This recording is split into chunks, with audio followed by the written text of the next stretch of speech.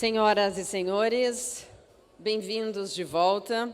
Vamos dar início ao último painel desta que é a 31ª edição do Congresso Internacional da Indústria do Trigo, uma realização da ABTrigo, com o patrocínio master Doremos e Prozin.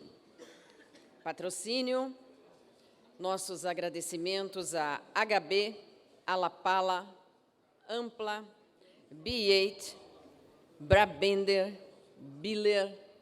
Muito obrigada também a Bunge, a CMPC, a Corbion, Copenhagen Mechans Group, COP, Envirologics. Muito obrigada também a Ercaia, Eurogerme, Fiabesa, General Master, Haveri Boker e do GEL, IMAS, IMCD, ISA, Italpac, Klabin. Nossos agradecimentos também à Marítima Heinlein, a Mulanquemi, a OMG, a Pingo, Haumac, Sangat Berga, Starplan, Suisca, US Sweet Associates e Vitimolinos. Lembramos a todos mais uma vez que as perguntas da plateia poderão ser feitas durante as apresentações, utilizando-se dos formulários que estarão com as recepcionistas de sala e, caso haja tempo disponível, durante os debates, utilizando-se, então, dos microfones de sala.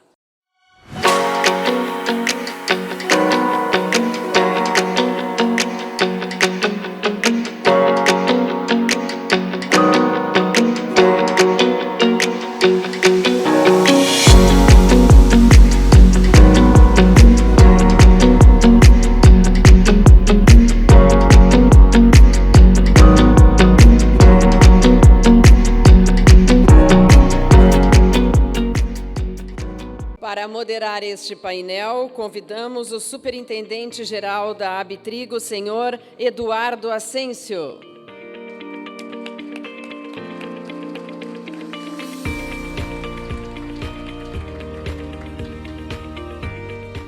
Como palestrantes, convidamos o senhor Jean Pontara, sócio da J. Pontara Consultoria.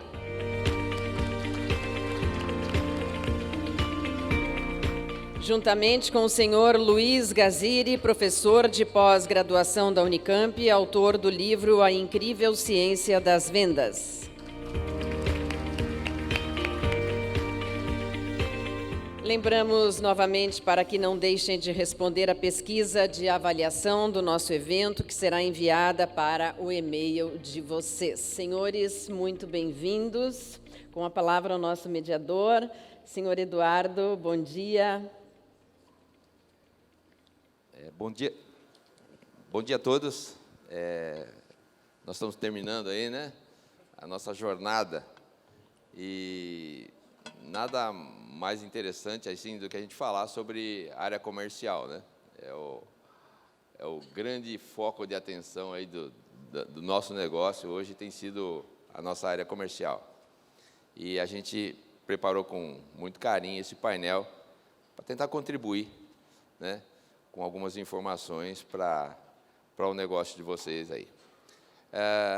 Eu estava olhando aqui, com mais de 40 anos no setor, eu acho que deve ter umas, né, seus ouros ali, tem umas 2 ou 3 pessoas aqui, e eu sou um deles, né?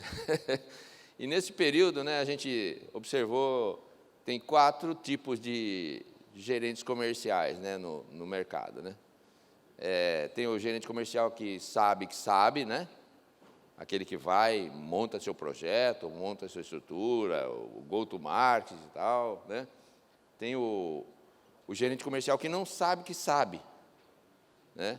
Que é aquele que experimenta aqui, faz um teste ali, monta uma estrutura, começa a performar, faz seu sistema de pricing e tal, e acaba dando certo. Ele não sabia que sabia, né? Aí tem o que sabe que não sabe. Fala, eu entendo disso aqui, mas disso aqui eu não entendo, eu não vou me meter com isso, porque é uma área... Mas tem um perfil aí que a gente tem que tomar muito cuidado, que é aquele que não sabe, né? E que acha que sabe. Esse aí a gente tem que evitar, né? E passa a ser perigoso, né? Quando o cara acha que sabe que sabe. Então, a gente está tentando contribuir para o conhecimento da área comercial, para que ela possa aprender e continuar desenvolvendo. Dentro desse mundo aí empresarial, né, muitas vezes a gente vê os empresários do setor investindo milhões de reais, né, em ativos, em modernização, né, e nesse processo de modernização, o empresário vai lá e ele conseguir um aumento de produtividade da ordem de R$50 por tonelada, né? Gastou milhões de reais para fazer isso.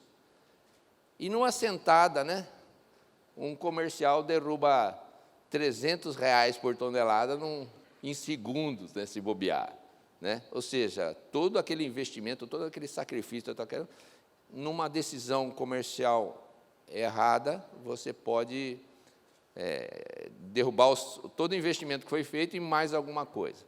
Então, é muito importante esse nível de conhecimento, né, e tomada de decisão na área comercial. Então,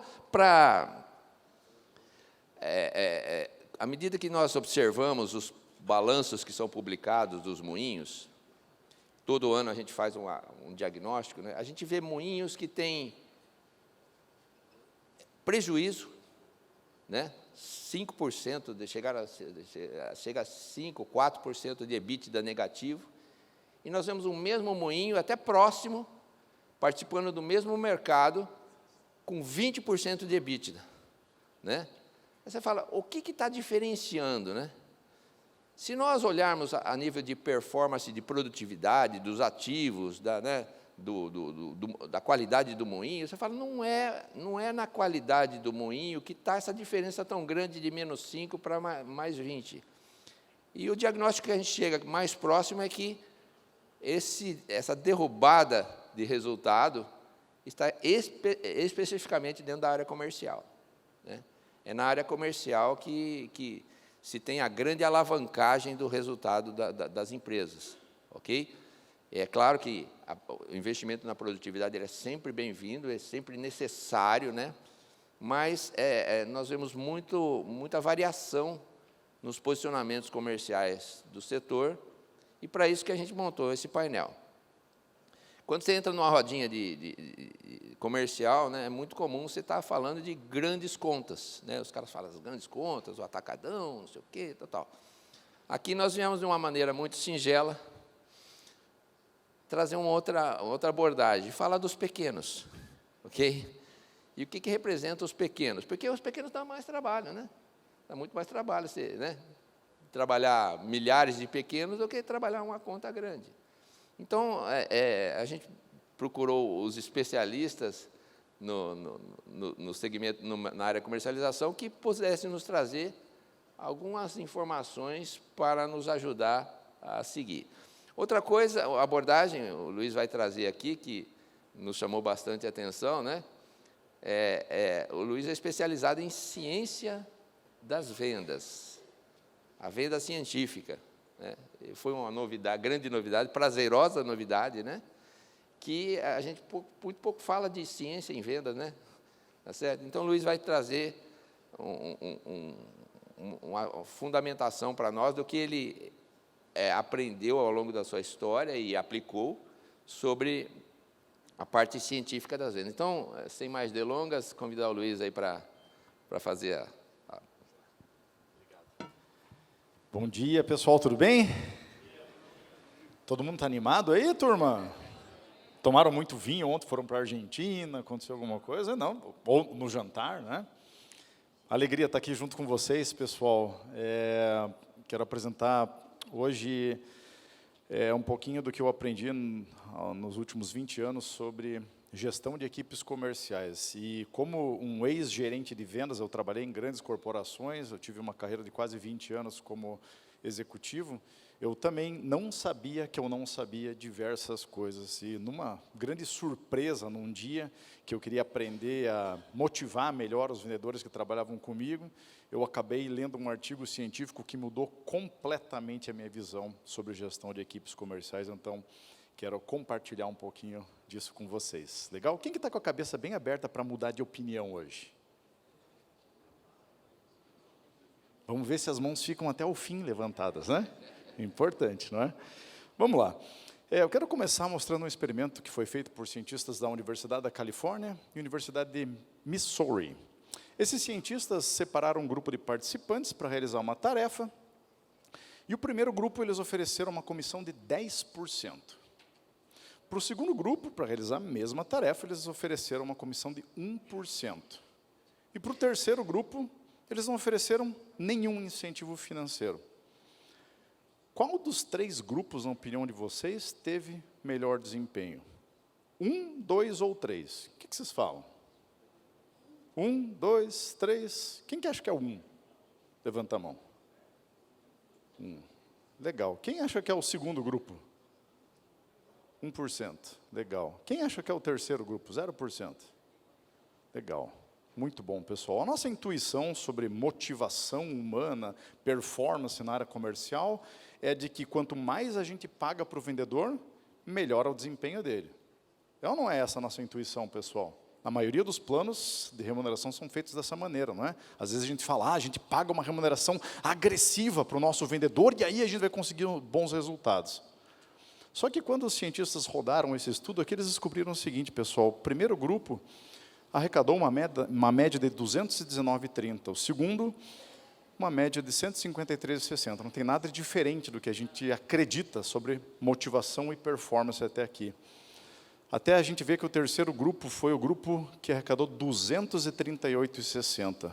Foi o grupo que teve o melhor desempenho de todos, o grupo que não ganhou nenhuma remuneração variável. Então, será que a gente realmente sabe como que o ser humano se comporta frente a incentivos financeiros, ou será que a gente usa estratégias por causa da nossa intuição? Ou porque todas as empresas fazem assim, então a gente nem questiona mais qual é o nosso modelo de remuneração?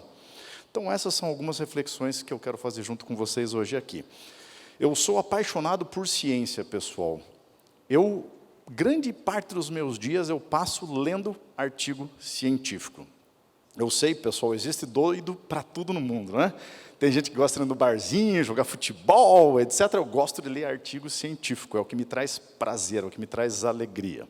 Além de ler artigo científico todo dia, uma outra atividade minha é mandar e-mails para cientistas. E eu também faço isso todos os dias. E para minha surpresa, pessoal, os cientistas, eles respondem o e-mail. Só quem não responde e-mail é o meu gerente lá do banco. Esse cara é muito ocupado para responder e-mail, né? Mas o ganhador do Prêmio Nobel, esse responde o teu e-mail se você mandar para ele. E eu já recebi resposta, inclusive, de ganhador do Prêmio Nobel. Então, a comunidade científica é muito aberta para ajudar a gente a evoluir, a aprender novos estudos, a trazer as últimas evidências. Então, além de ler artigo científico todo dia, mandar e-mail para cientista todo dia, uma outra coisa que eu faço também com frequência é visitar cientistas nas maiores universidades do mundo. Nesses últimos anos, eu tive o privilégio de visitar alguns dos maiores cientistas do mundo na área de neurociência, felicidade, influência e persuasão, violência com armas, planejamento estratégico, marketing, ou seja, já fui incomodar meio mundo para trazer para nós, brasileiros, quais são as últimas evidências científicas que ajudam a gente, não só a tomar melhores decisões para a nossa vida pessoal, mas também para o planejamento das nossas empresas, para a nossa vida profissional. Eu tenho plena noção do tamanho da minha responsabilidade. Quando eu estou aqui nesse palco, quando eu estou dando consultoria para uma empresa, quando eu estou ensinando meus alunos na Unicamp, na FAI, onde eu sou professor, eu não posso ser irresponsável e ensinar os meus alunos, ou vocês aqui, aquilo que eu acho que dá certo. Aquilo que eu fiz quando eu trabalhava na Fiat, aquilo que eu fiz quando eu trabalhava numa outra corporação, porque isso não vai levar as pessoas aos melhores resultados. Tudo que eu posso ensinar tem que ser baseado em evidência científica. E a ciência, ela é a ferramenta mais confiável, mais precisa. Na verdade, a ciência, pessoal, é a maior invenção da humanidade. Então, se a gente for pautar as nossas decisões pessoais e profissionais na ciência, a garantia que a gente tem é que a gente não vai errar, que a gente não vai desperdiçar dinheiro, a gente não vai desperdiçar nosso tempo. E a ciência pode ajudar a gente a resolver problemas que a gente nunca imaginava que seria possível a gente resolver. Nesses últimos 11 anos que eu saí do mercado corporativo e passei a ser professor, autor, palestrante, consultor, eu publiquei 4 livros, vocês vão ter acesso hoje ao conteúdo do meu primeiro livro, que é o Incrível Ciência das Vendas, é um livro de 2015. Logo depois eu publiquei 2 livros sobre felicidade, né, sobre o que faz o ser humano ser feliz de verdade. E, por último, eu lancei, agora em novembro do ano passado, A Arte de Enganar a Si Mesmo, é um livro sobre polarização política. Tem alguém aqui que conhece amigo, familiar, vizinho, etc., que brigou com os outros por causa de política, pessoal? Opa, só espero que não seja você, porque você não sabe aonde que você está entrando nessa brincadeira aqui. O meu livro, felizmente, ontem eu tive a notícia de que ele é um dos finalistas do Prêmio Jabuti desse ano, o Arte de Enganar a Si Mesmo. Muito obrigado. Obrigado. E a notícia boa é que, na verdade, não é a primeira vez, porque teve um prêmio Jabuti acadêmico, que é só dedicado a livro de cientistas, e o meu livro também foi finalista nesse ano.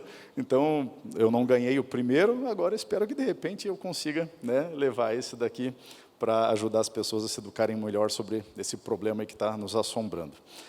Vamos voltar agora aqui à nossa parte sobre remuneração em vendas. Beleza?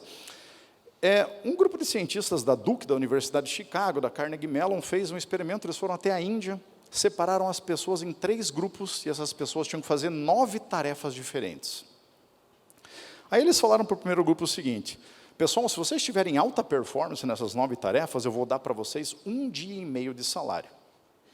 Para o segundo grupo, eles ofereceram 2 semanas de salário. Para o terceiro grupo, eles ofereceram 5 meses de salário, para realizar 9 tarefas, em 20 minutos. Quem aqui gostaria de ganhar 5 meses de salário em 20 minutos? Tem gente que não levantou a mão e ainda falam que o ser humano é racional, né? Interessante, né, pessoal? A gente, mais uma vez, acredita que quanto maior for a recompensa que as pessoas podem ganhar, melhor vai ser o desempenho delas, não é? Só que os cientistas descobriram nesse estudo aqui que o grupo 1 e o grupo 2 tiveram desempenho igual, sem diferença estatisticamente significativa. O grupo 2 podia ganhar 10 vezes mais do que o grupo 1, e mesmo assim eles não conseguiram ter um desempenho melhor do que o primeiro grupo. E o terceiro grupo, pessoal? Foi o grupo, como vocês podem imaginar, que teve o pior desempenho de todos. Em 8 das 9 tarefas, o grupo que podia ganhar 5 meses de salário foi o pior de todos. Aqui está a quantidade de pessoas em cada grupo que conseguiu ter alta performance nas tarefas. Então, vocês podem ver, o grupo 1 e o grupo 2 não tem diferença estatisticamente significativa, e o grupo 3, só 6,3% das pessoas conseguiram ter alta performance. Esse númerozinho aqui, 6,3, explica uma realidade que acontece na grande maioria das empresas. Você tem 10 vendedores, tem 1 ou 2 que vendem muito mais do que os outros. Os outros 8 estão tudo patinando, às vezes tem que mandar embora, mandar embora, contratar, e a gente acredita que isso é porque alguns vendedores têm o dom. Não é? Bem, eu estudo né, desempenho, alta performance há muitos anos, já conversei com o maior cientista dessa área, que é o Anders Ericsson. Não existe dom em vendas, existe estudo em vendas. Existe saber o que é ancoragem, o que é ajuste insuficiente, o que é ZOPA, bate na RV, coisas que quase nenhum vendedor sabe o que é. Se soubessem, a performance seria melhor. Não é devido ao dom, pessoal.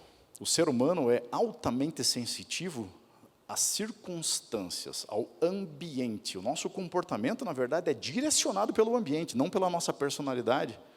Então, se eu desenho uma estratégia e crio um ambiente onde poucas pessoas conseguem ter melhor performance, é justamente o que eu vou conseguir. 1 ou 2 vendedores vendendo bem mais do que os outros. Mas será que existe uma estratégia onde eu posso fazer com que 100% das pessoas tenham possibilidade de ter alta performance? Existe. E é o que eu vou mostrar para vocês logo em seguida.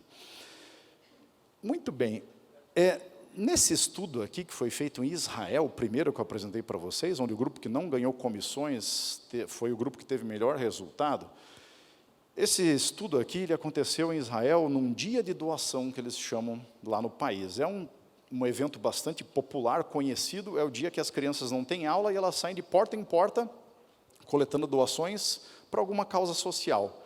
Passa propaganda na televisão, as pessoas estão esperando os alunos na sua casa para doar dinheiro.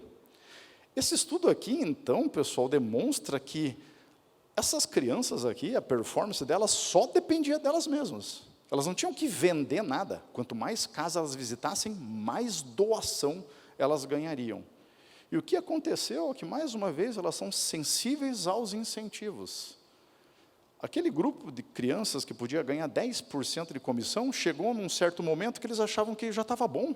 Chega de visitar a casa, já ganhamos dinheiro suficiente. O grupo que não ganhou incentivo financeiro continuou visitando. Será que existe algum conflito entre um motivador externo, como o dinheiro, e um motivador interno, que é um propósito? Eu faço isso porque eu vou ajudar alguém, porque alguém vai se beneficiar do meu trabalho. O incentivo externo bloqueia o incentivo interno. As pessoas fazem uma tarefa só porque vão ganhar dinheiro, e não porque a tarefa é importante, me desenvolve, me ajuda, ajuda uma empresa a crescer, ajuda o PIB do país a crescer. Então, esse conflito é bastante perigoso para todos nós. Isso daqui significa, pessoal, que mesmo quando as pessoas dependem só delas mesmas para ganhar dinheiro, chega no momento que elas se dão por satisfeitas e elas param de trabalhar. Quando não existe o incentivo financeiro, a pessoa continua trabalhando. E mais uma evidência interessante sobre essa tendência foi coletada pelo Colin Cameron, da Caltech, Richard Taylor, ganhador do Prêmio Nobel de 2017, professor da Universidade de Chicago, onde eles foram estudar taxistas em Nova York. O dia de maior demanda de táxi em Nova York, como vocês podem imaginar, é o dia de chuva. É o dia que mais tem corrida, é o dia que o taxista mais pode ganhar dinheiro.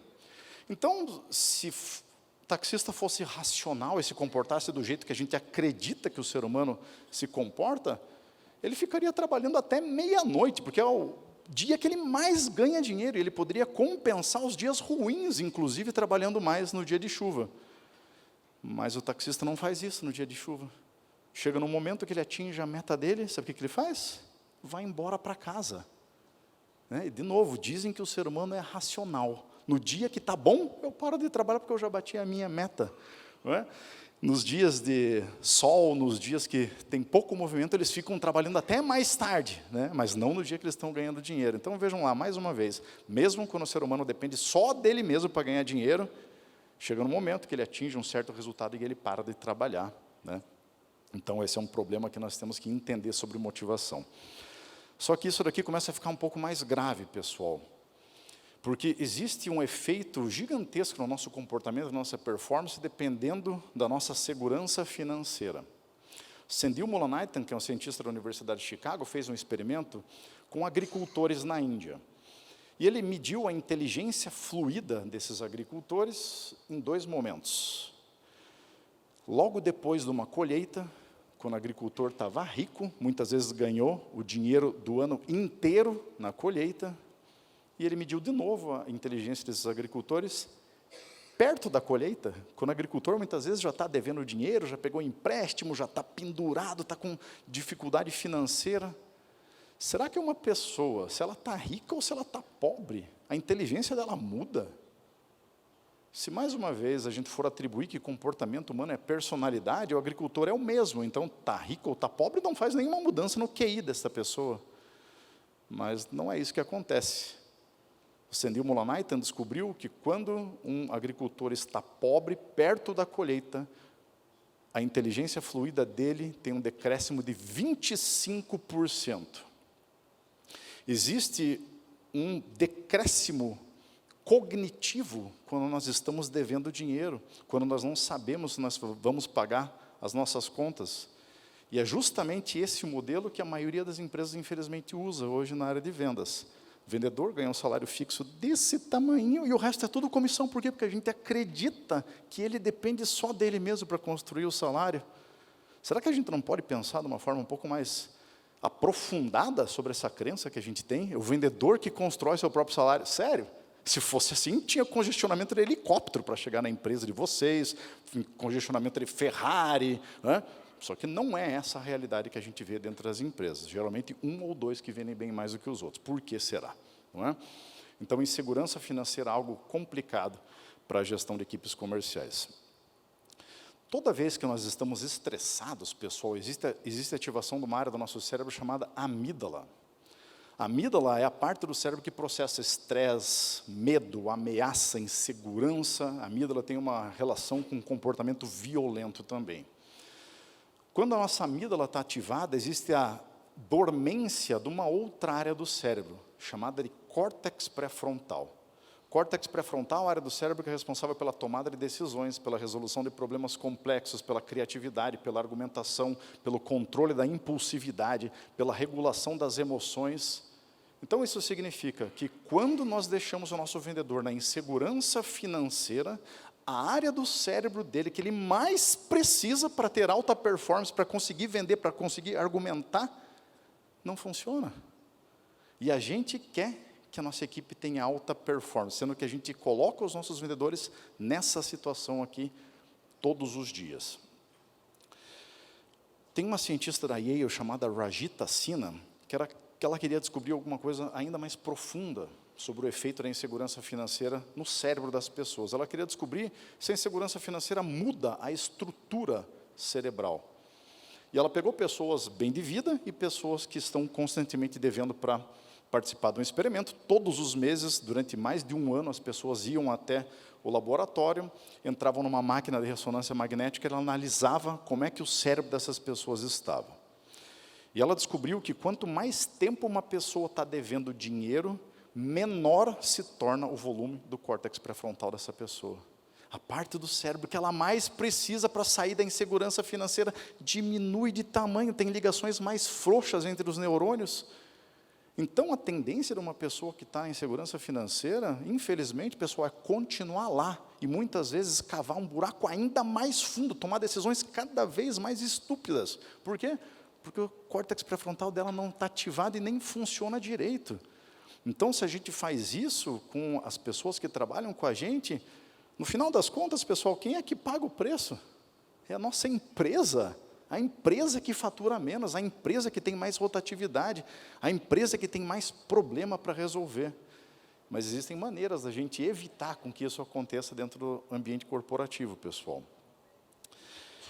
Se você tem um cientista chamado Martin Seligman, da Universidade da Pensilvânia, ele é um dos fundadores da parte da ciência que chama-se psicologia positiva, que é a parte da ciência que estuda felicidade, bem-estar, saúde mental do ser humano, mas antes ele estudava estresse.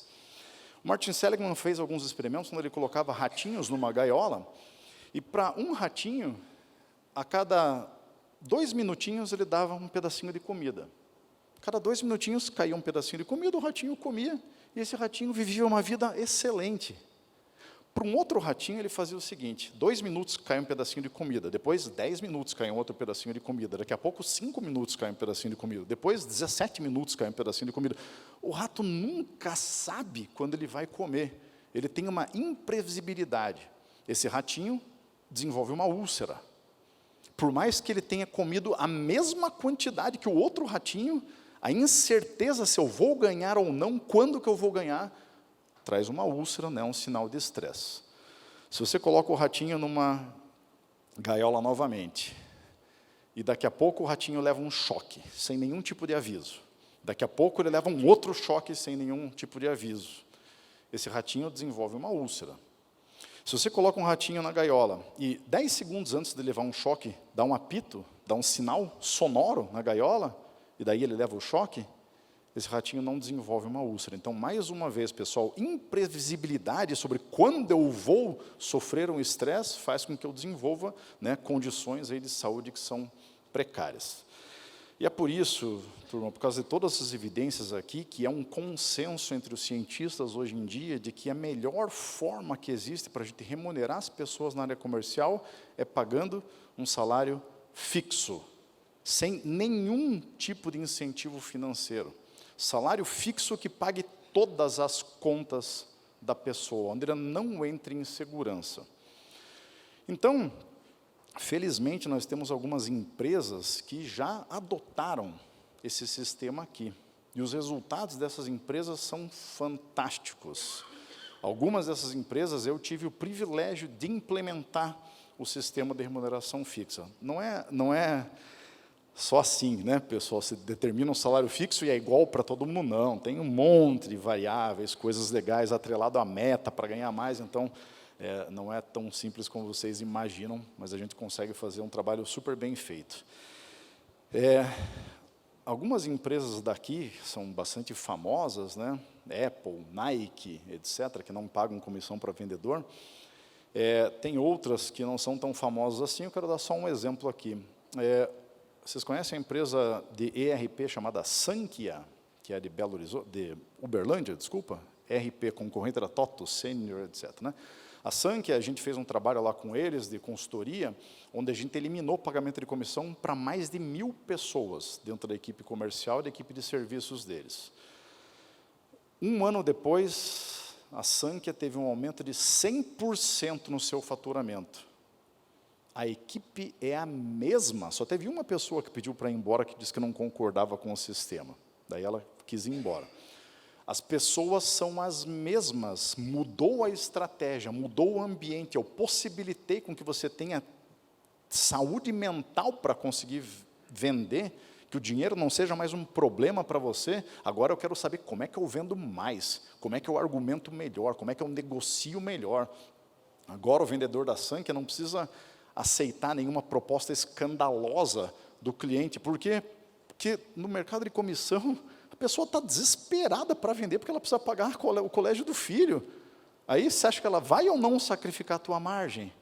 É óbvio que ela vai. Por quê? Porque o filho dela é mais importante do que a empresa. Não é? Então, agora, com essa tendência, né, da remuneração ser fixa, as pessoas têm paz para conseguir vender, né, e os resultados mostram. Segify é uma empresa que cresceu mais de 400% depois que a gente eliminou a remuneração variável lá. As pessoas se dão bem, ninguém invade a área um do outro, o gerente não tem que ficar lá resolvendo picuinha de vendedor a cada 30 segundos, não consegue planejar, não consegue ter tempo para pensar como que a gente vai vender mais, tem que ficar resolvendo briguinha de vendedor. Não é? Então, existem resultados muito sólidos, pessoal, que a gente pode utilizar aqui com a ciência. Será que é assim mesmo, professor Gaziri? Será que as pessoas são motivadas? Será que essa estratégia funciona? Porque se eu der o salário fixo já para a pessoa, aí ela não vai precisar vender, né? Já está ganho mesmo, daí ela não vai se dedicar. É o que a gente imagina muitas vezes, né? Só lembrando que o teu financeiro ganha salário fixo, o marketing, a logística ganha salário fixo, todo mundo ganha salário fixo e as pessoas entregam o resultado, né? Por que só em vendas não funciona? Então, vamos ver uma evidência interessante aqui do John Lister, da Universidade de Chicago. Ele foi até algumas escolas lá em Chicago que estavam com notas baixas no teste padrão americano. Chegou para os professores e falou o seguinte: olha, você tem que aumentar a nota do teu aluno até o fim do ano. Legal? Para o primeiro grupo, eles não deram incentivo nenhum. Para o segundo grupo, eles falaram o seguinte: no fim do ano, se você aumentar a média dos alunos, você vai ganhar $4.000. Para o terceiro grupo, eles falaram o seguinte: olha, professor, está aqui $4.000 para você. Se você, no fim do ano, não entregar o resultado, você tem que me devolver os $4.000. E aí, pessoal, será que o ser humano é mais motivado por ganhar ou por perder? E o que aconteceu aqui nesse estudo é que os professores que podiam perder $4.000 tiveram um desempenho 2 a 3 vezes maior do que o professor que poderia ganhar $4.000. O sistema de remuneração variável é baseado no desejo de ganhar. O sistema de remuneração baseado em salário fixo é baseado no medo de perder. Qual dos dois vai ser mais efetivo? Perder o quê, professor? Perder o seu emprego, porque se você não performar e eu estou te pagando um salário alto, tchau, não é porque você está pagando um salário alto que você vai ser bonzinho. Se não tiver resultado, você manda embora. No mercado da comissão é o me engana que eu gosto, né? O vendedor não está vendendo, não vendeu nada. Eu também não paguei nada. Então deixa o vendedor aí mesmo. Não, pessoal. Você está tirando a oportunidade de alguém com vontade de vir no mercado porque você está pagando pouco, né? Então a gente precisa remodelar esse sistema aqui de remuneração, bastante importante. Obviamente, pessoal, remuneração é só um pedacinho, né, da nossa estratégia. Existe uma estratégia de premiação também, existem prêmios que motivam mais as pessoas no longo prazo, existem prêmios que são péssimos para a nossa motivação. Existe uma ciência de como que a gente determina metas. Por que será que com toda empresa acontece a mesma coisa? No dia 25 as pessoas estão com 50% da meta batida.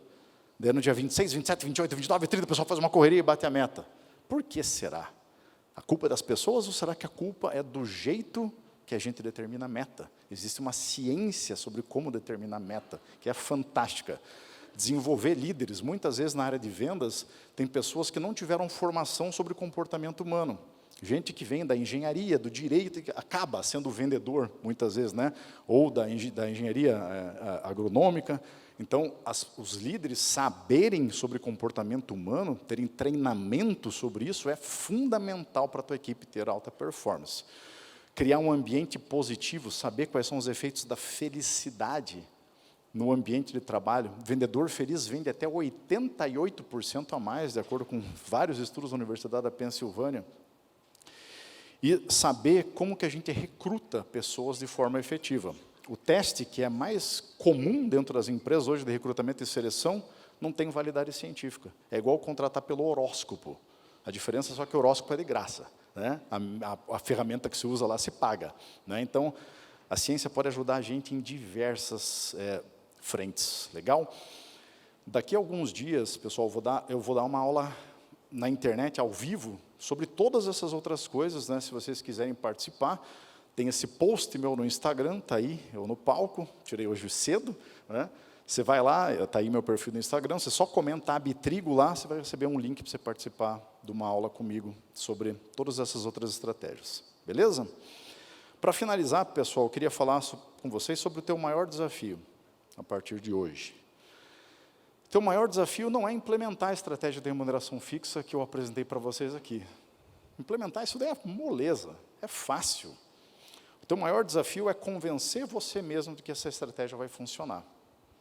Porque toda vez, pessoal, que nós temos uma crença, e chega alguém e desafia a nossa crença, eu tenho uma crença, a remuneração variável é a melhor de todas. O vendedor só depende dele mesmo para construir seu salário. Variável agressiva é o que traz resultado. Se eu tenho essa crença e daqui a pouco chega alguém aqui e destrói a minha crença, eu entro num estado chamado de dissonância cognitiva.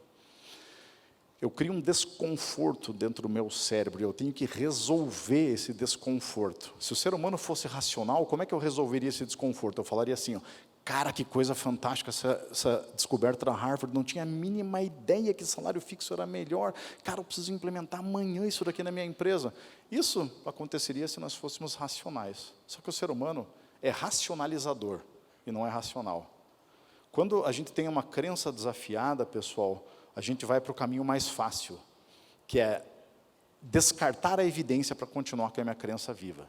Eu vou falar, esse estudo da Harvard não se aplica no Brasil, porque aqui no Brasil a cultura é diferente. Ah, mas aqui no mercado de trigo é diferente dos outros. Ah, sabe o que é? É que a Ambev faz assim e lá dá certo. O teu cérebro vai encontrar uma justificativa para você continuar com a mesma estratégia que você já usa, e você tem a cara de pau de dizer que é inovador, disruptivo e pensa fora da caixa, sendo que se usa a mesma estratégia que todo mundo para remunerar. Então, eu espero que a partir de hoje, pessoal, vocês não sejam mais vítimas da dissonância cognitiva, usem a ciência para tomar decisão, façam as mudanças que são necessárias no ambiente comercial, e eu espero que assim vocês tenham os resultados que vocês merecem. Muito obrigado, pessoal. Obrigado.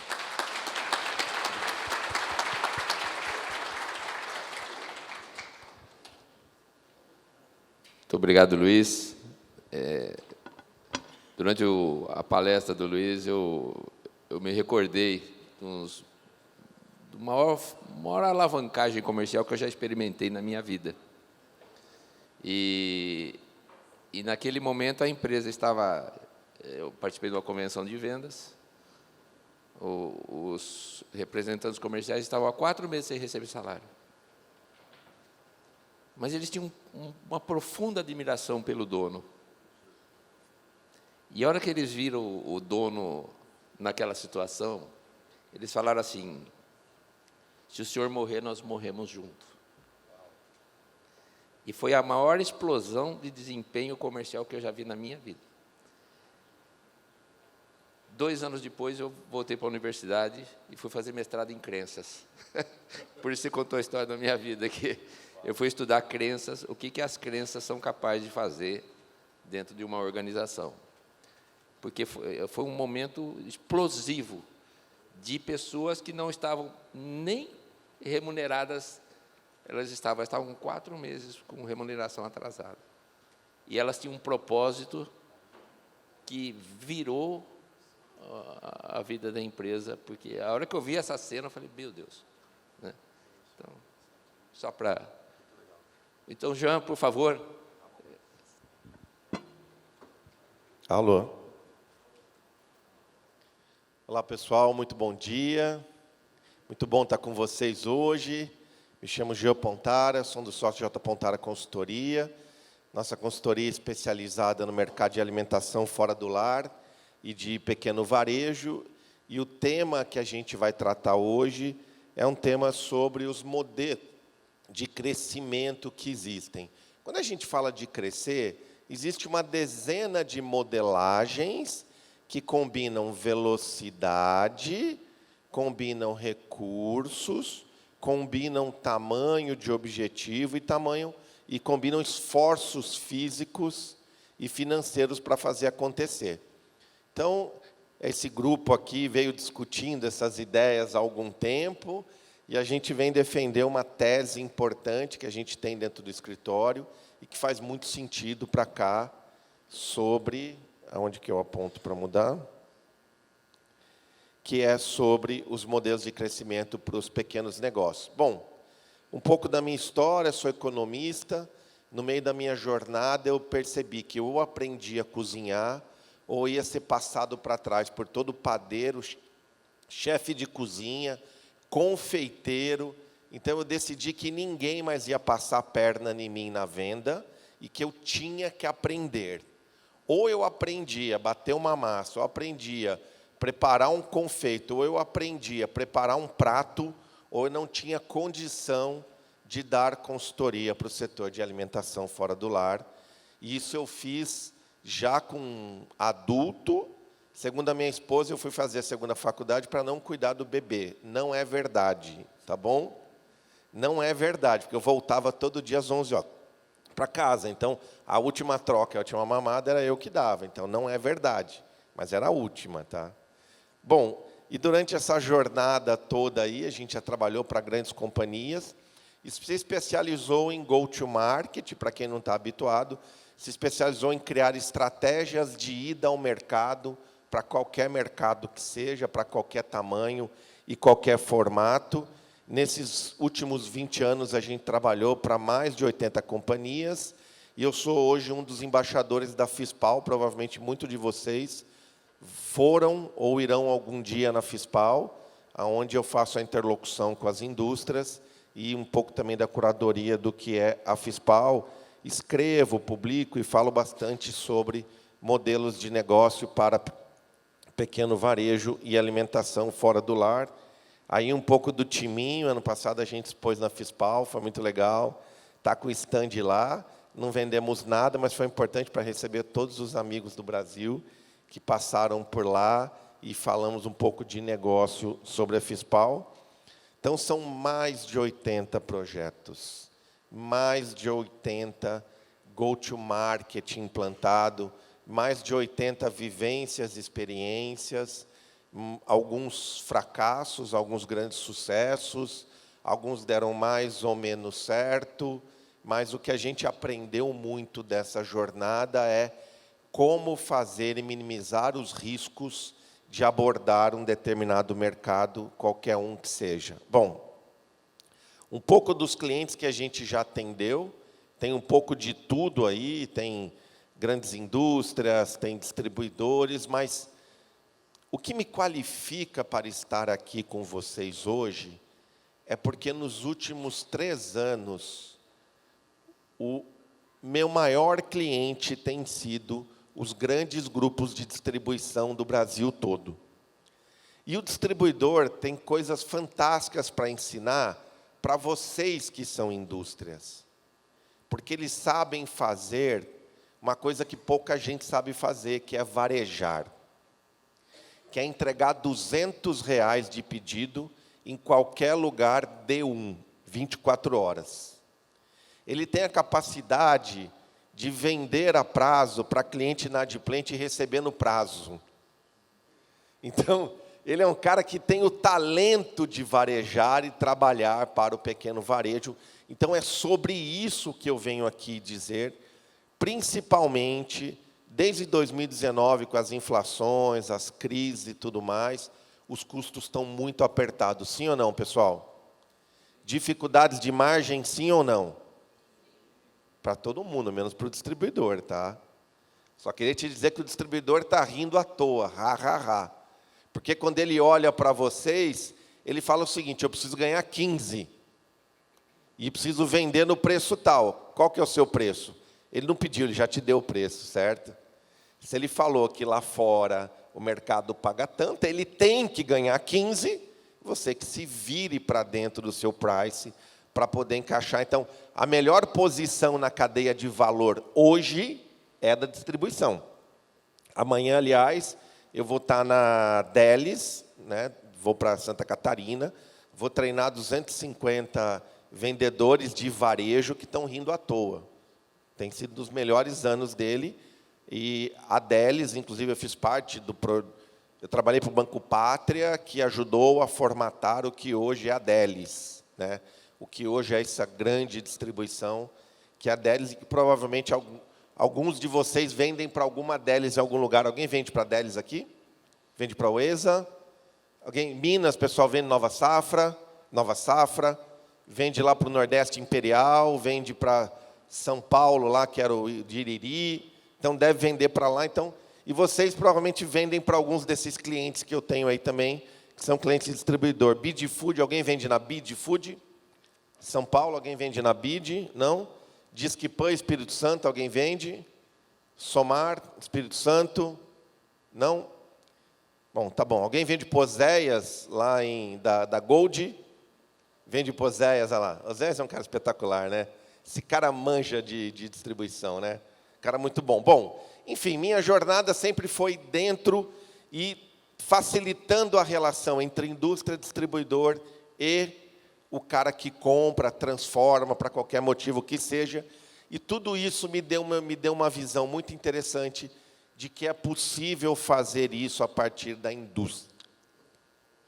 É possível a indústria se transformar, principalmente a indústria, que é a indústria de commodity, tem muita dificuldade de margem, porque eu tenho lá fora um operador de padaria, restaurante, que diz: acima disso eu não pago, porque eu estou muito endividado.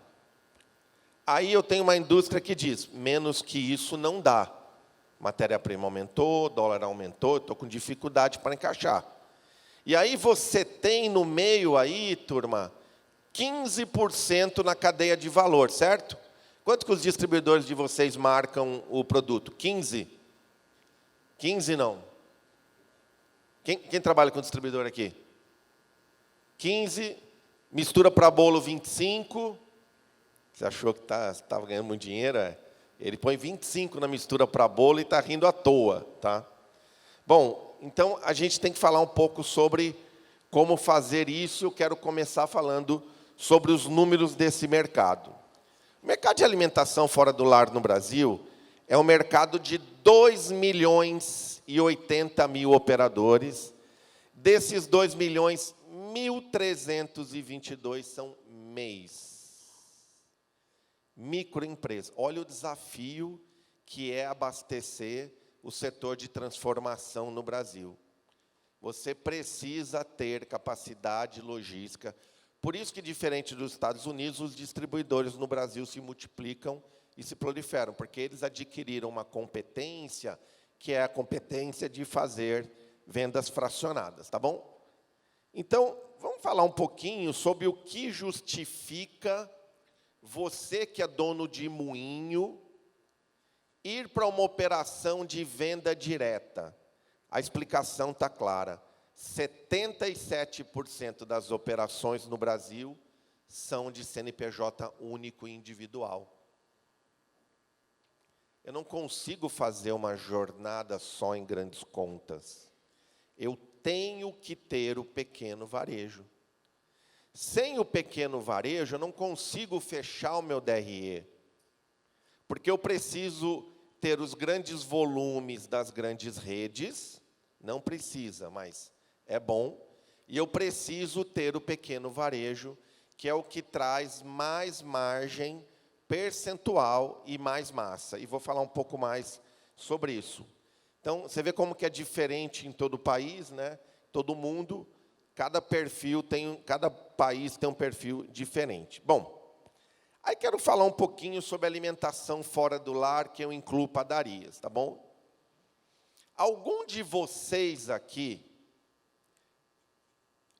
chegou a ficar 1 ano sem comer fora de casa? Ou pedir um delivery, pelo menos? Nunca, né? Se vocês estão aqui, certamente não.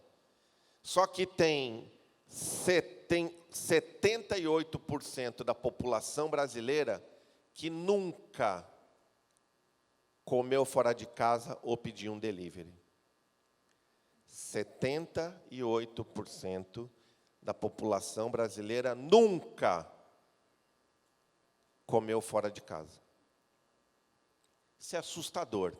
Porque quando a gente olha no nosso entorno, amigos, primos, parentes, colaboradores que trabalham com a gente não vê essas pessoas.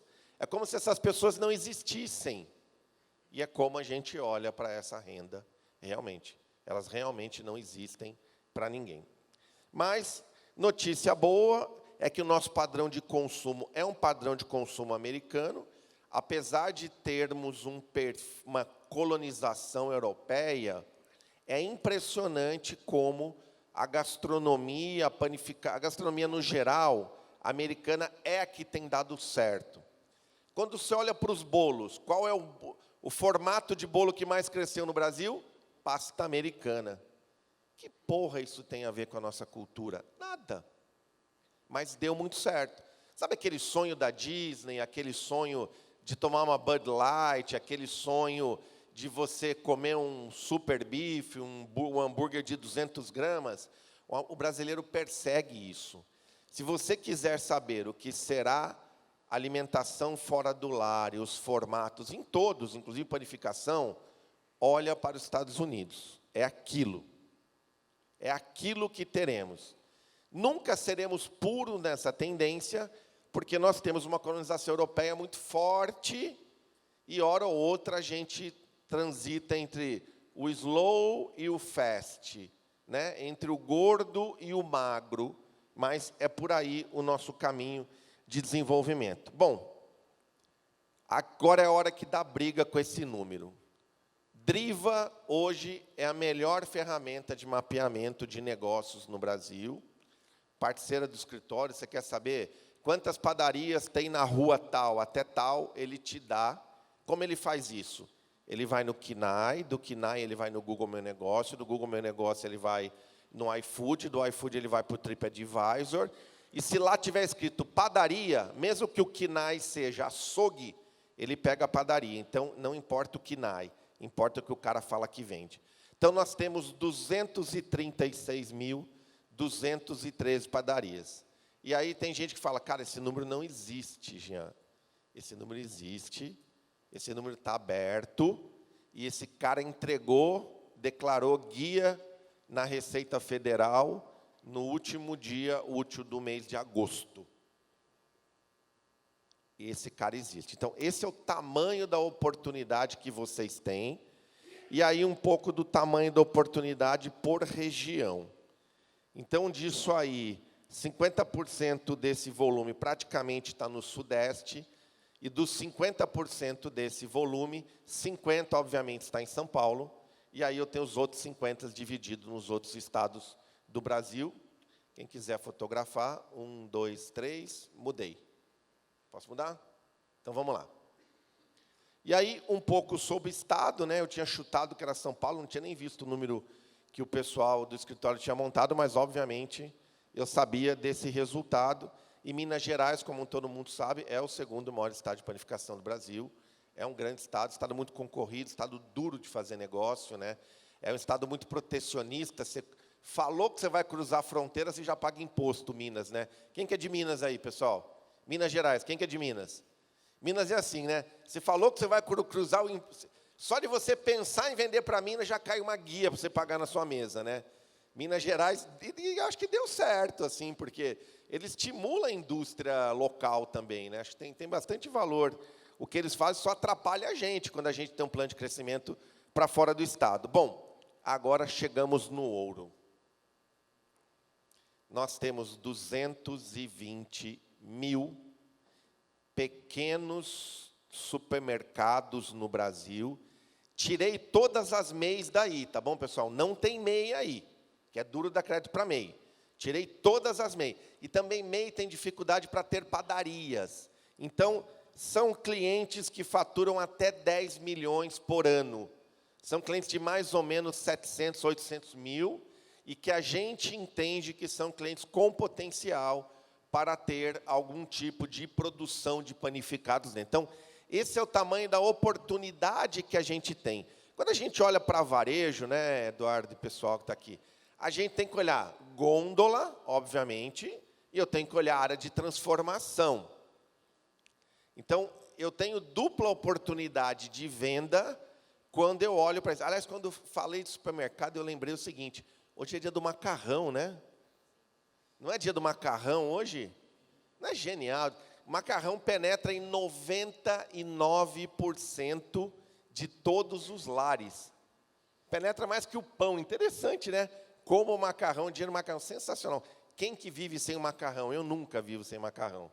Mas, só para dizer que o supermercado tem 2 áreas de venda, e esse é o tamanho da oportunidade que a gente tem, tá bom? Bom, dito isso, aí um pouco da divisão.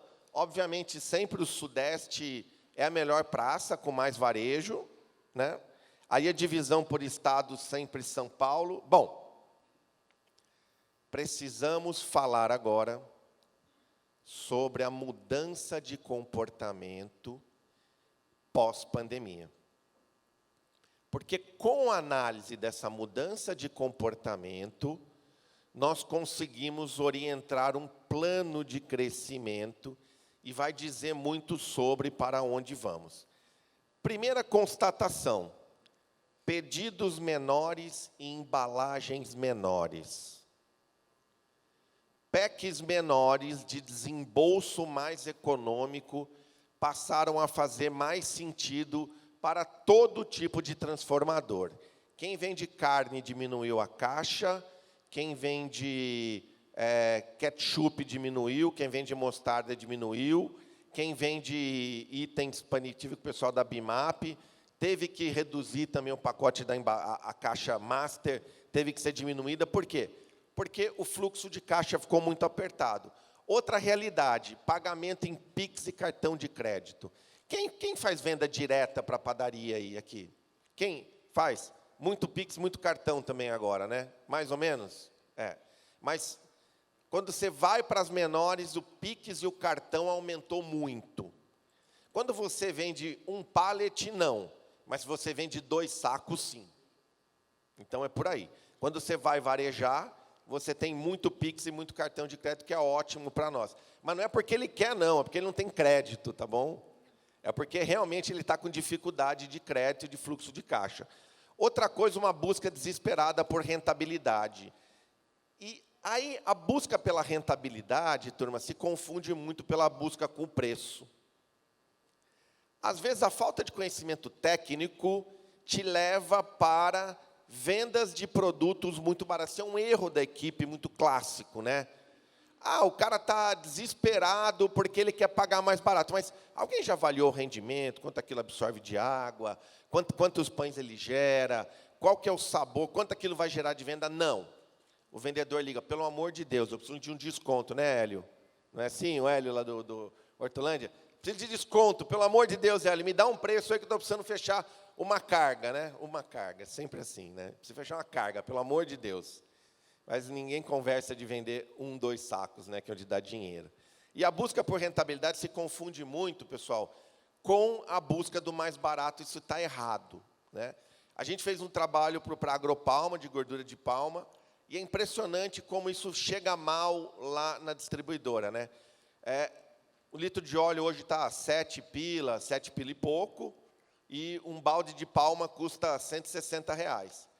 Para o cara encher uma fritadeira, ele precisa de 12 garrafas PET ou um balde de 14. A diferença é que aquilo que ele pagou no óleo de soja, ele vai gastar em 3 dias na fritadeira. Quando você põe o óleo de palma, ele dura 13. Aí o vendedor liga para a distribuidora e fala, pelo amor de Deus, eu preciso de um desconto para vender óleo. Em vez de dar desconto, vende a palma. Porque enquanto uma palma custa R$3 por dia numa fritadeira, o óleo de soja custa R$7 por dia numa fritadeira. Ou seja, a falta de capacidade de fazer conta das nossas equipes nos empurra para descontos e cada vez mais descontos. Outra coisa, eles aprenderam a fazer delivery, a digitalização. Aí eu vou te contar uma história. Muita atenção, pessoal. Digitalização das vendas diretas é uma realidade. Estava em Minas Gerais com o Matheus Daniel, que era o ex-presidente da Brasel, Associação Brasileira de Bares e Restaurantes. E eu estava lá, trabalhando para o Apoio Mineiro, que é um cash lá. Estava montando um sortimento de food service lá no Apoio. A gente estava lá com o Matheus. Aí eu falei, Matheus, onde você faz compra? Ele falou, por aqui. O Matheus é uns 50 a mais, hein? Da minha geração. Eu falei, como assim daqui? Não, cara, eu compro tudo pelo meu celular. Mas como assim? Você não conhece a Frubana? Eu nem sabia que isso existia. Frubana hoje é o maior e-commerce de abastecimento para o setor de panificação, confeitaria e restaurante do Brasil. Frubana. Eu falei, como assim? Ele falou, cara, eu termino meu dia, puxo estoque, tomo um banho na minha casa, faço um chá, com calma, vou lá, escolho as marcas, clique, pau. Mas por que você faz isso? Primeiro que a Frubana te dá 3 opções de entrega. 7 às 10, 10 às 2 e das 2 para a tarde. Outra coisa, pedido mínimo da Frubana, R$200. 200. O cara paga cartão, boleto, Pix, paga do jeito que ele quiser. Aí, quando eu vejo um cara 50 a mais comprando no digital, eu sou old school, hein, turma? Eu sou da época que eu vivia falando, tem que pular o balcão da padaria, tem que ir lá dentro, tem que fazer isso, tem que fazer aquilo, o vendedor tem que estar, eu fui Nestlé, tem que ser cara a cara. Aí, de repente, eu vejo uns 50 a mais fazendo compra pela internet e entregando R$200. Aí tem Frubana, Netfoods, Caena, Prazo, 4 grandes caras, sabe o que eles fazem? Eles varejam. Eles entregam R$200 em qualquer lugar, trabalhando com a maior margem possível. E outra coisa, diversificou fornecedores. Agora, uma coisa importante. A pandemia tirou um pouco os líderes do contexto principal. Na dificuldade de preço, eles precisaram buscar alternativas. Então, foi um bom momento para marcas intermediárias ou marcas entrantes da praça. Agora, a maior mudança de comportamento que atrapalha a gente afastou os vendedores. Os vendedores não eram mais bem-vindos, eles queriam trabalhar para o WhatsApp. Aconteceu com vocês ou não? Tem briga lá com a equipe, pô, vocês só vendem no WhatsApp, vocês ficam o dia inteiro, ninguém visita cliente, ninguém faz nada. Eles não decidiram isso, o cliente decidiu, porque ele não quer mais receber vendedores, a gente vai falar mais sobre isso. E eles passaram uma fase amedrontada, agora eles estão mais corajosos a fim de evoluir. E o que mudou na venda? A gente falou que mudou na compra.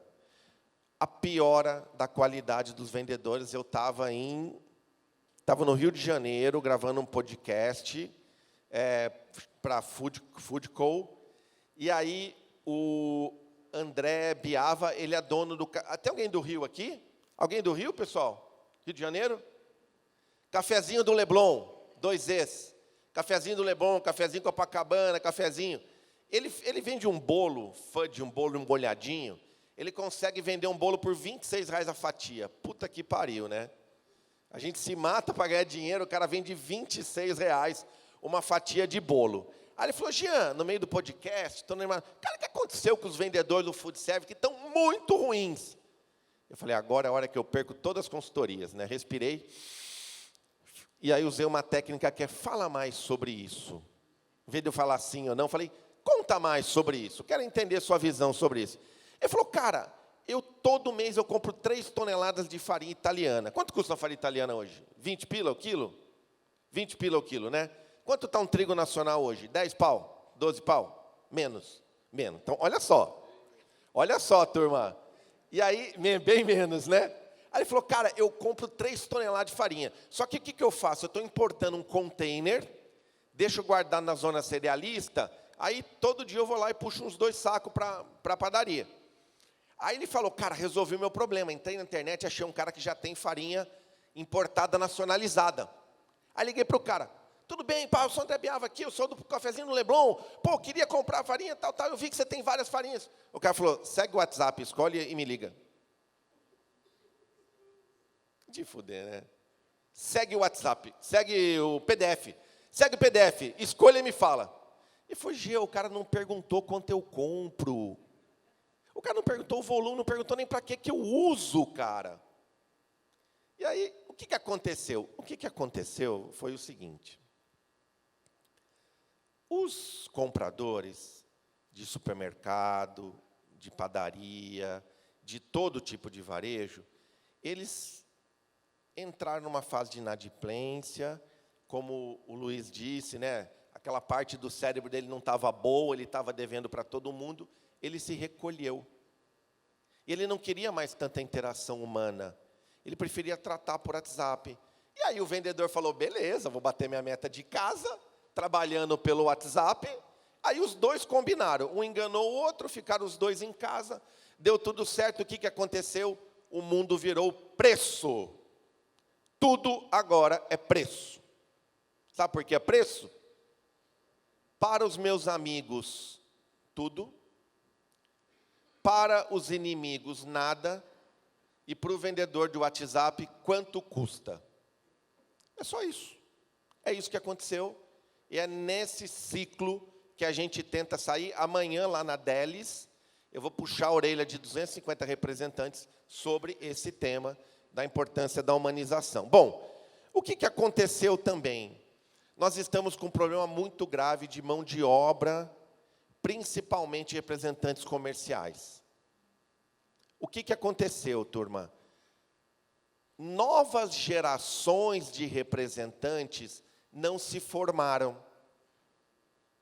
Nós temos aqueles escritórios, vocês devem ter, representantes antigos que estão na casa há muitos anos. Por acaso os filhos deles seguiram na profissão? Não. Não seguiram. Viram a sofrência do pai, a dureza que é a vida, e decidiram não atuar mais. Então nós estamos com um problema de fazer uma nova geração. Outro problema que eu tenho, quando eu vou varejar, RCA não presta para varejar. Representante comercial não vareja, certo, Eduardo? Não vareja, porque ele precisa sair de casa com a conta paga. E ele não vai sair para tirar pedido de R$1.000.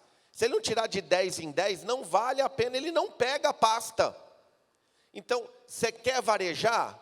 Equipe própria, dedicada, CLT, e agora aprendi que eu não vou pagar comissão também, certo, Luiz? Também não vou pagar comissão também. Antes do Luiz eu pagava comissão, agora também não pago mais comissão. Entendeu? A partir de agora vai ser só na voadora, chute na bunda, sem comissão. Né? Depois ele vai ensinar como faz, tá bom? Mas aí, o que aconteceu? Se você quer acelerar o negócio, tem que ser equipe dedicada, CLT varejando. Se não for, não dá certo. Tá bom, turma? Outra coisa, televendas deu certo. Televendas no canal deu certo. Você pega a Caena que eu falei, ele é um digital guiado. Tem lá uma equipe de 70 pessoas ligando para pequeno varejo, tirando pedido todo dia. Um pedido humanizado, porque eu treino humanização com eles lá. Tirando o pedido, deu certo televendas. Você pega a Bid Food em São Paulo, 80 milhões de faturamento para o canal de padaria, food service, pequeno varejo. Equipe de 109 pessoas, 90 televendas. Então, pega a visão. 80 milhões de faturamento, ele faz com 80 televendas, 89, por aí. Impressionante a performance. Aí você vai, por exemplo, você vai na Rio Quality, lá os colegas são do Rio, também tem um televenda gigante também. Você vai para a Discpan, também no Espírito Santo. Você vai para... A Delis ainda está na equipe de RCA, mas eles estão morrendo já. Logo, não tem mais ninguém. Enfim, televendas deu certo, é uma constatação. Você quer abordar o varejo, televendas também pode funcionar. Um híbrido de interno com externo. Agora, representante não funciona para varejar, tá bom? Você quer botar um cara para atender o atacadão? Funciona. Você quer botar um cara para atender grandes redes, Bistec, Mufato? Funciona. Você quer botar ele para varejar, para você ganhar dinheiro? Não funciona, infelizmente, tá bom? A não ser que você tenha uma praça montada de $500 mil já. Aí você dá uma praça de $500 mil para ele, senta na carteira, mas daqui a 2 anos vai estar $500 mil ainda, tá? Só para você saber. Não vai mudar muita coisa, tá? Agora, uma coisa interessante que a gente precisa falar é o seguinte: cuidado com o serviço técnico que você está oferecendo. Desmanchador de saco não tem valor mais para a padaria. Não tem valor nenhum. Você quer entregar serviço, entrega gestão. Não entrega mais produção. Produção já não tem valor mais para eles. Muito cuidado. Você tem uma equipe de 20 técnicos manchando o saco, cuidado, que você virou mão de obra da padaria. Mão de obra não tem valor, porque não está entregando nada demais. Reavaliem isso. E as fintechs vieram para comprar risco de varejo. A Tino, por exemplo, que é um cliente de escritório, cara, você bate a carteira inteira, ela dá crédito para o cara, ela assume o crédito, você recebe tudo em cima, ou seja, tem jeito de você ir para lá. Bom, aí vamos falar sobre os modelos de crescimento. Primeira coisa, a gente precisa entender o que é direto e indireto, tá bom, turma? Que eu vou falar bastante aí. Nós aqui somos uma indústria e a gente quer chegar lá do outro lado, que é o food service, padaria e pequeno varejo, certo? Então, eu tenho vários caminhos para fazer isso. Eu posso vender no cash, né, que abastece, eu posso vender para o atacadista, para uma distribuidora, para o marketplace, ou eu posso pular tudo isso, guardar meus 15, 25 no bolso e montar uma operação direta para fazer isso. Nós vamos falar as dores que tem sobre isso. Então, isso que a gente entende de rotas ao mercado, rota direta, rota indireta e talvez outras tantas, ainda não falamos de formato de equipe. Bom, dito isso, é o seguinte: Jean, gostei da ideia, quero vender direto para o pequeno varejo. As primeiras perguntas que você precisa responder para você mesmo é: quais são os objetivos que você tem? Qual é o teu perfil? Qual é a tua crença? O que você quer com essa conversa de vender direto? E quanto tempo você quer? Porque precisamos falar sobre isso. Estou desesperado por faturamento, atacadão. Não precisava nem estar aqui nessa palestra, aliás. Perda de tempo falar comigo. Você está desesperado. Agora, você está a fim de construir uma companhia que faça sol, faça chuva, a venda é flatzinha assim, ó, bonita. Ah, Jean, mas pequeno varejo tem inadimplência. Tem 0,30 de tantos milhões. É isso que fica para trás de pequeno varejo. Essa é a conta de 117 mil padarias, uma estatística que eu tenho, 0,30. Ah, mas teve um que vendeu cano de 30 mil, tá certo, mas você vendeu 10 milhões no ano. Então, faça contas. Então, é importante você entender e é importante você tenha 14 bons motivos para vender. Primeira coisa, é 70% dos negócios do Brasil. Outra coisa, tem margem de lucro na mesa, de 15 a 25 para você atuar direto. Outra coisa, você passa a controlar o processo total de vendas. Você tem mais proximidade, você tem o pulso do cliente. Você sabe no dia a dia o que ele está pensando sobre o seu produto. Porque quando o atacado fala, sua farinha não vendeu, será que é porque ele não promocionou tudo menos a sua? Não tem nada a ver com o teu produto. Então, de novo, quer uma venda perene, consistente? Pequeno varejo. Outra coisa, controle, velocidade, fidelização, mais flexibilidade comercial.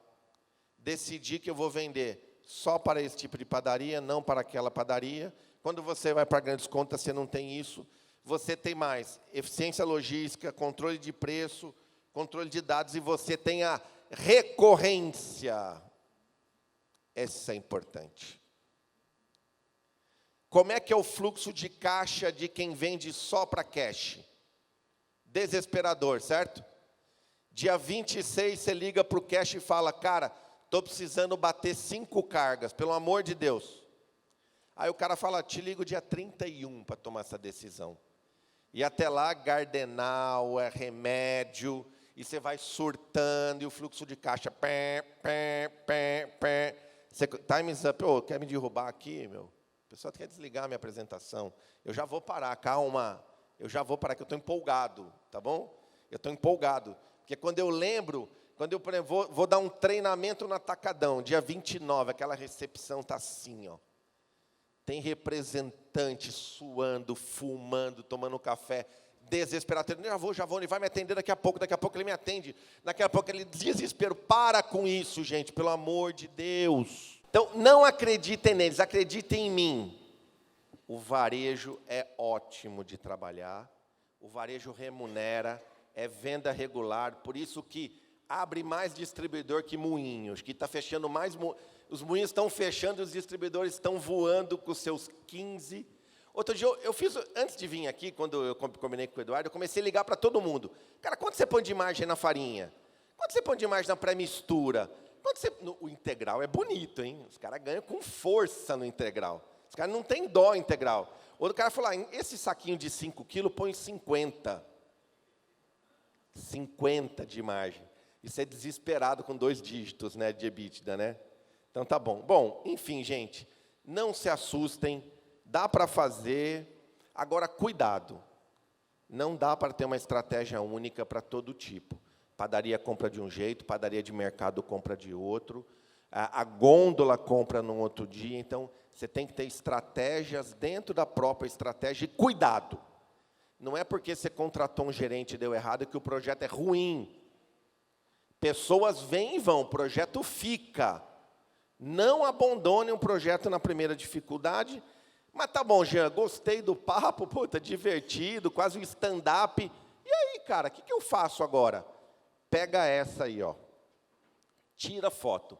Esse é o mapa do caminho para você construir o seu plano estratégico e sua ida para o pequeno varejo.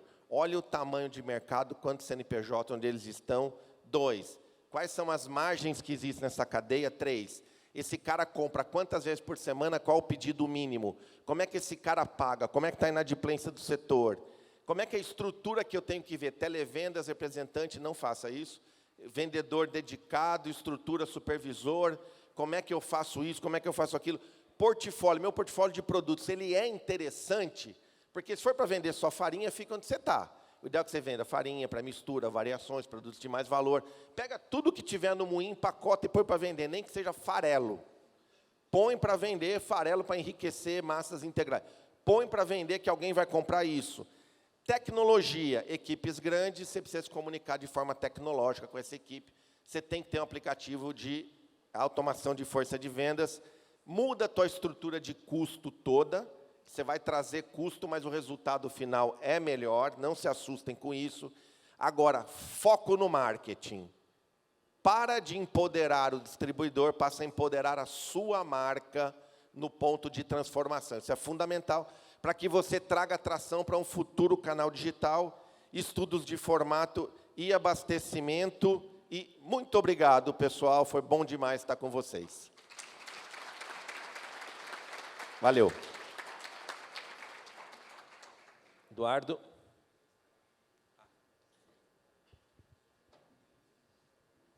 Bom, já estamos adiantados no tempo, né? Está todo mundo cansado aí. Eu só vou fazer uma pergunta, ok? E até mais uma, se for possível, mas bem rapidinho, eu pedi para brevidade aí. Então, você, Jean, no caso, você acredita na possibilidade de uma empresa varejar nesse nível de... Eduardo, todo mundo que teve paciência e perseverança em implantar um projeto de varejo, tomou um sal de fruta, esperou dar certo, deu certo, trouxe margem, fez uma companhia muito, muito maior, eu podia listar vários clientes aí que eu tenho, mas deu muito certo. É só você olhar para a cadeia de fornecimento de proteínas. Não tem distribuidor. Ok. Numa discussão bem rápida, assim, para o gerente de venda, para montar um pequeno varejo, é necessário que você tenha uma característica que você tem que se analisar. Que o pequeno varejo, ele requer tempo, requer persistência. E se o gerente de vendas não tiver sentido de dono, que acho que a característica de liderança mais deficiente hoje que a gente está vendo nos executivos é espírito de dono. O dono, ele monta um varejo para colher daqui a 10 anos, né? Tá certo?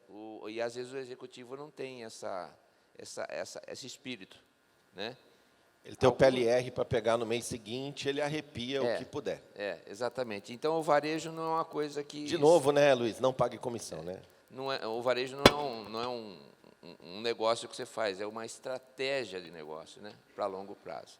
Então, mais alguma pergunta? Uma pergunta aqui que foi feita aqui, se a grande maioria dos moinhos trabalham com representantes comerciais, com 100% de remuneração variável. Neste caso, qual o modelo recomendado? Acho que um pouquinho de cada um. Eu acho que passa pelo Luiz e eu pego depois aqui. É uma dúvida que bastante gente tem, né?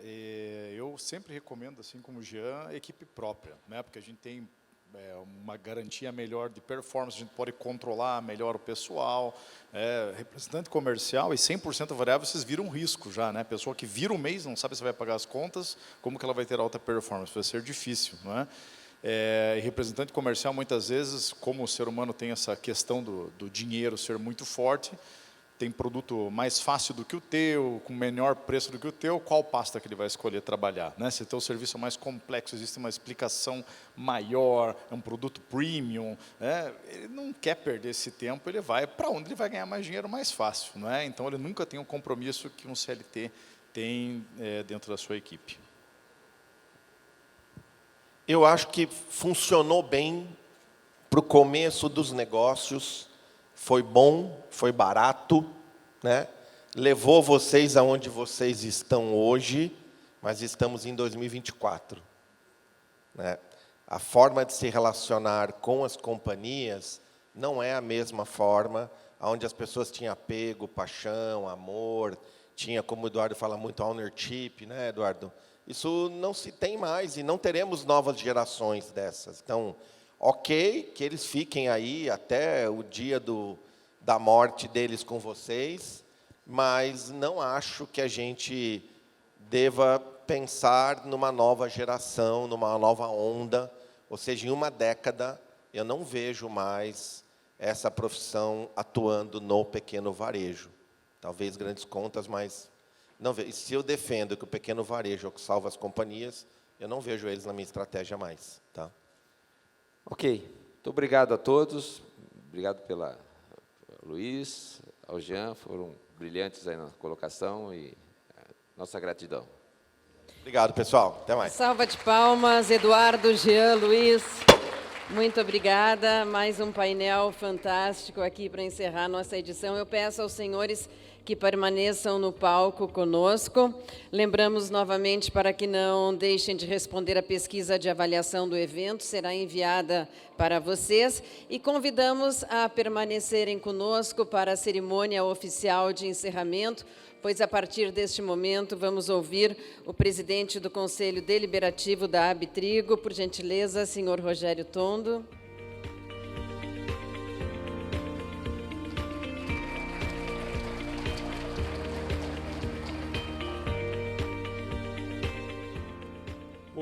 Bom dia, deixa eu ver, contar 1, 2, 3, 50 aqui.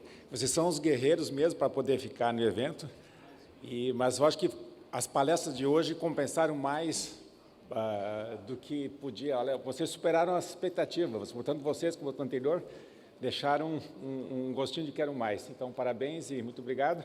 Compensou para quem ficou aqui até o finalzinho. Eu sei que a logística complica um pouquinho, né, essa saída, talvez algo que a gente tenha que rever também nos próximos congressos, o que a gente pode fazer para poder tê-los mais até o final do evento também. O Elinho, hoje de manhã, ele falou, já deu uma ideia para o próximo congresso, que se comece pela festa, porque daí o pessoal fica com menos ressaca aí no final. Mas eu queria agradecer a todos os patrocinadores, aos palestrantes e principalmente aos participantes desse congresso que fizeram toda a diferença. Nós tivemos aqui um incremento de quase 20% a mais em relação ao ano passado. Isso demonstra que o modelo está dando certo e a gente espera que o ano que vem também se repita esse sucesso. Aqui nós estamos tendo também tiveram 587 participantes, sendo que 93 internacionais de 16 países. Então, é outro dado muito importante da internacionalização desse congresso. E também, para nosso prazer aqui, tivemos 21 participantes de padarias, representantes da BIP, de outros estados. Eu não sei se o Paulo está aqui ainda conosco, o Adilson, e padarias está aqui também. Então, muito obrigado pela presença de vocês. Eu, pessoalmente, estarei lá no congresso de vocês em Joinville, e espero também sucesso que vocês também tenham. E até pela colocação aqui dos outros palestrantes, as padarias têm um papel fundamental na distribuição de alimentos aqui no Brasil e, sobretudo, para os moinhos também. Então, obrigado pela participação. E também destacar o Dia Mundial do Macarrão. A Luciana está aqui representando a BIMAP, a gente agradece a presença e contamos com vocês no próximo congresso. E é isso aí, pessoal. Muito obrigado por tudo. Volte para casa com saúde e felicidade e até o próximo evento, tá bem? Muito obrigado.